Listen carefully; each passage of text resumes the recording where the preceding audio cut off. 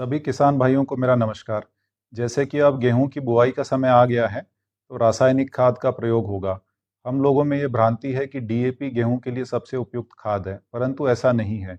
भारतीय कृषि अनुसंधान संस्थान पूसा दिल्ली और जितने भी कृषि विज्ञान केंद्र है, वहाँ पर रिसर्च के बाद में ये पाया गया है कि गेहूं के लिए पोटाश सबसे आवश्यक तत्व होता है।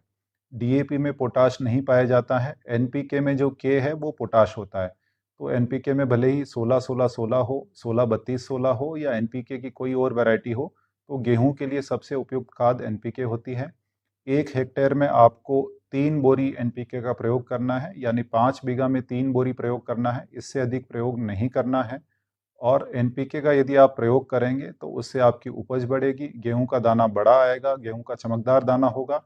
और प्रतिकूल जो परिस्थितियां हैं उसमें फसल अच्छी रहेगी। जैसे मान लीजिए पाला पड़ता है, तो अगर एनपीके का प्रयोग किया होगा बुआई के समय, तो पाला में आपकी फसल खराब नहीं होगी।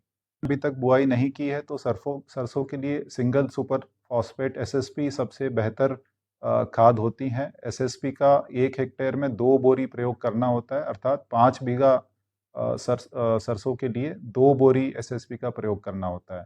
तो गेहूं के लिए एनपीके, सरसों के लिए एसएसपी सबसे बेहतरीन खाद है।